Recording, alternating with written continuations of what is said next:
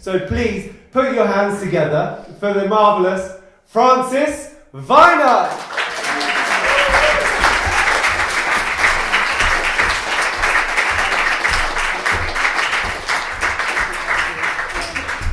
Okay, well, that was a little bit of exaggeration there. I've just been lucky. The reason why I know Lydia is because she is one of the poets in this collection. So let me start with Lydia's poem, see if I can do her justice. It's In Praise of My Legs. All of the poems in this volume are to do with women's relationship with their bodies, okay? And it goes in many different places.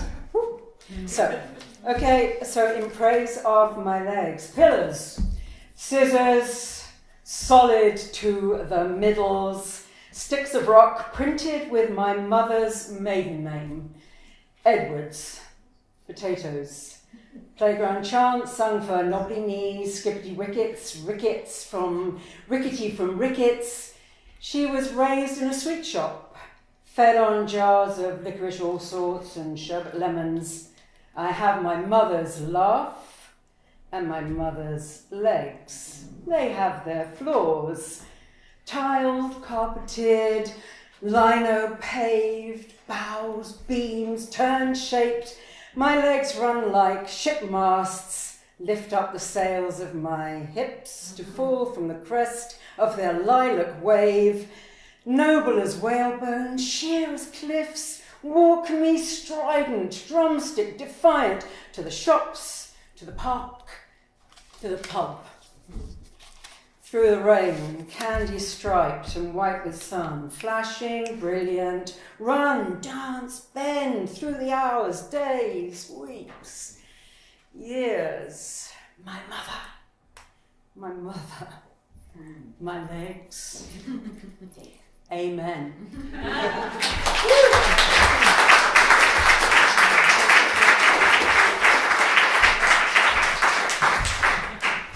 You're going to get dry.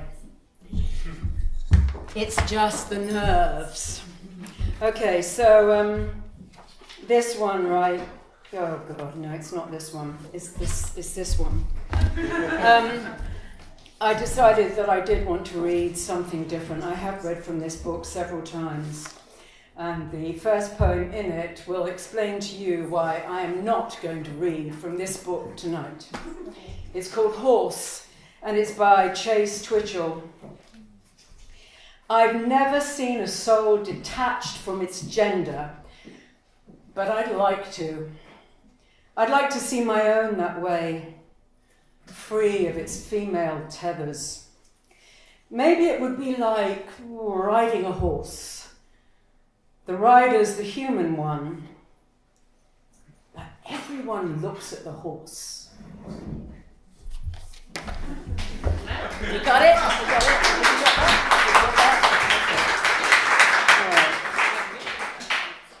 All right, and I suppose my choices have probably quite a lot to do with, what do they have a lot to do with? They have a lot to do with sort of trying to stand still and just be very present. You know, I don't mean that to sound too spiritual. I just mean it is really the only way to be, the only place to be, isn't it? And poetry particularly depends on that, being right down there somewhere, in the details and the simplicity of it. And there's immense power in that also. Okay, this is called Prayer, and it's by Carol Ann Duffy. Some days, although we cannot pray, a prayer utters itself. So a woman will lift her head from the sieve of her hands and stare at the minims sung by a tree, a sudden gift. Some nights, although we are faithless, the truth enters our hearts, that small, familiar pain, that a man will stand stock still, hearing his youth in the distant Latin chanting of a train. Pray for us now. Grade 1 piano scales, console the lodger looking out across a Midlands town, then dusk, and someone calls a child's name as though they named their loss. Darkness outside, inside the radio's prayer. Rockall, Malin, Dogger, Finisterre.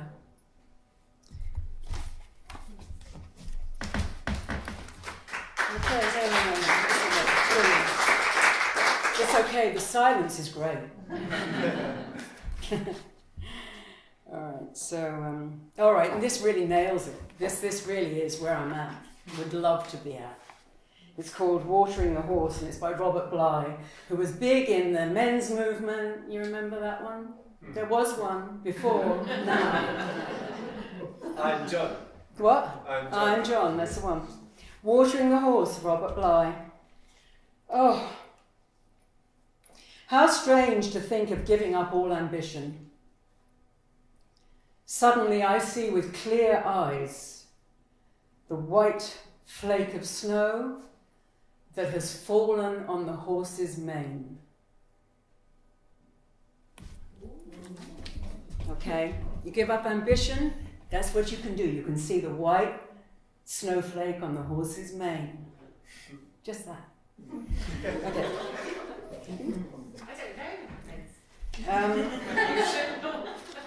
Or you could try this. You could try this. The Door. Miroslav Holub, and it's translated from the Czech by Ian Milner. Go and open the door. Maybe outside there's a tree, or a wood, a garden, or a magic city. Go and open the door. Maybe a dog's rummaging. Maybe you'll see a face, or an eye, or the picture of a picture. Go and open the door. If there's fog, it will clear. Go and open the door.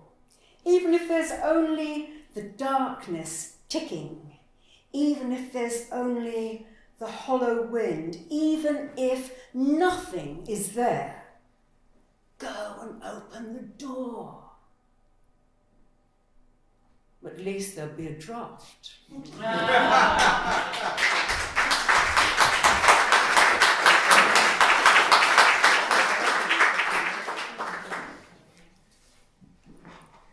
Okay.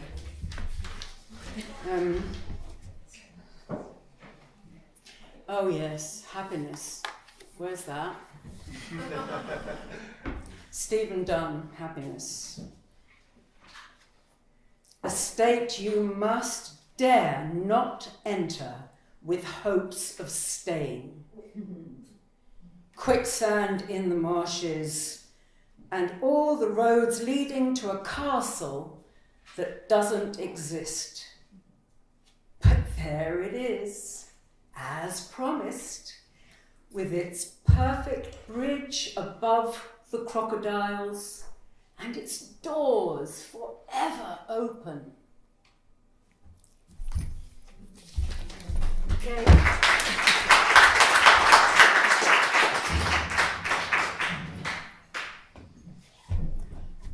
You feeling me? Yes. Yes. Woo. Yeah. Right. So Ted Hughes says, what's writing really about? It's about trying to take fuller possession of the reality of your life. Let's hear it for Ted. Whoa. Okay, it's true though, isn't it? Yeah. I'd say, well, it's definitely what it's doing for me, or has done for me. Okay, it's you didn't realise how, it's like you don't know who you are until you start writing, do you? Maybe you know already. It's fine. Okay, so right now. Okay, so this is another one. This is another one. I'm afraid that there might be more melancholy in my choice than wit, but you are laughing, aren't you? You're laughing at the truth of it. Yeah. So, lying in a hammock at William Duffy's farm in Pine Island, Minnesota, by James Wright. Over my head, I see the bronze butterfly, asleep on the black trunk, blowing like a leaf in green shadow. Down the ravine behind the empty house, cowbells follow one another into the distances of the afternoon. To my right, in a field of sunlight between two pines, the droppings of last year's horses blaze up into golden stones. I lean back as the evening darkens and comes on. A chicken hawk floats over, looking for home. I have wasted my life.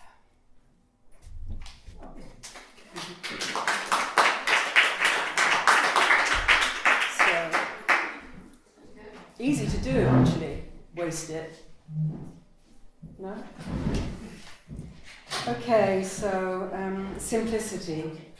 Again, it's another poem about the profound simplicity of a good poem.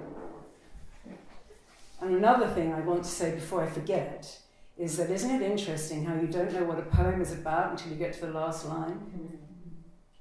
You think, oh, ouch, that's the one. Right. Here is a glass of water from my well. It tastes of rock and root and earth and rain. It is the best I have, my only spell. And it is cold, better than champagne. Perhaps someone will pass this house one day to drink and be restored and go his way. Someone in dark confusion as I was when I drank down cold water in a glass. Drank a transparent health to keep me sane after the bitter mood had gone again. Okay, it's quite something, isn't it, to take on the intensity of a lot of intense poems all in one big sort of. Okay, okay. So there's, but I have to. I'm just got. I don't know how I'm doing for time. You've got to tell me, right? No, it's good. Yeah, we're all right for a minute. Okay, so poem for a 3-year-old. This is utterly charming and very. Okay, just a very quick story. I had a friend who used to call everybody darling. She was an actress. And so she must have been talking to her very small daughter about death. I don't know in what context. The pet, I have no idea. But after as this conversation ceased, the little girl said to Anna, my friend, "And do darlings die too?" So a poem, this is from a 3-year-old, and it's by Brendan Kennelly. And will the flowers die? And will the people die? And every day do you grow old? Do I grow old? No, I'm not old. Do flowers grow old? Old things, do you throw them out? Do you throw old people out? And how you know a flower that's old? The petals fall. The petals fall from flowers. And do the petals fall from people too?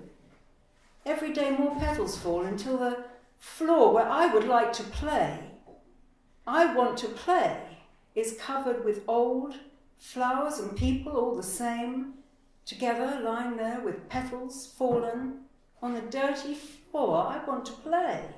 The floor you come and sweep with the huge broom. The dirt you sweep, what happens that? What happens all the dirt you sweep from flowers and people? What happens all the dirt? Is all the dirt what's left of flowers and people, all the dirt there in a heap under the huge broom that sweeps everything away? Why do you work so hard?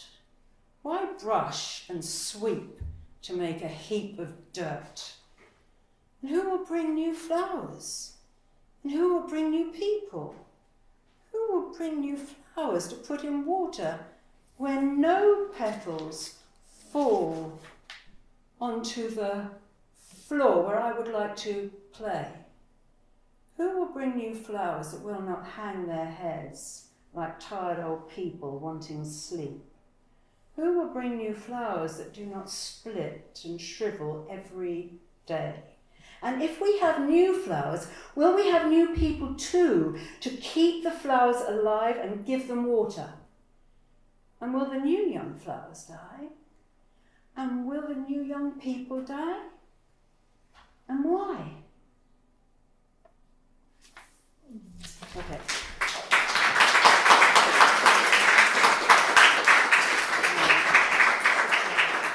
How am I doing? Okay, definitely a laugh here. Vitriol. I wish I had the wit of this woman sometimes in my life. Too many times, more than I'd like to remember. Okay, you ask what I think of your new acquaintance. And since we are now to be friends, I'll strive to the full to cement my position with honesty. Dear, it depends. It depends upon taste, which must not be disputed for some of us, for which of us does understand why some like their furnishings pallid and muted, their cookery wholesome but bland. There isn't a law that a face should have features, it's just that they generally do. God couldn't give colour to all of his creatures and only gave wit to a few. I'm sure she has qualities, much underrated, that compensate amply for this, along with a charm that is so understated it's easy for people to miss. And if there are some who choosing to flatter what beauties they think they possess, when what's underneath has no shape, does it matter if there is no shape to the dress? It's not that I think she's boring, precisely. That isn't the word I would choose. I know there are men who like girls who talk nicely and always wear sensible shoes. It's not that I think she's vapid and silly, and it's not that her voice makes me wince, but chili con carne without any chili, it's only a plateful of mince.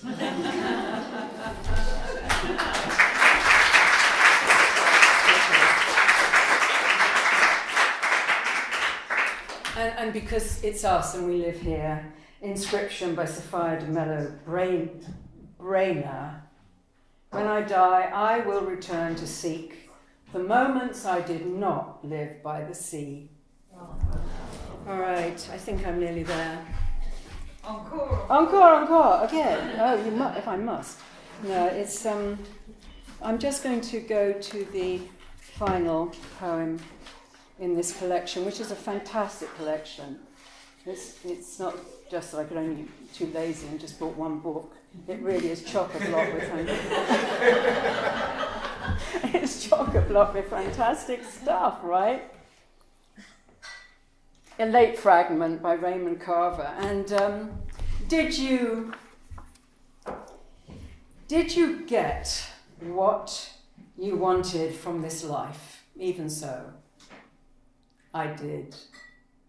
And what did you want? To call myself beloved. To feel myself beloved on the earth. That's your love. Thank you so much.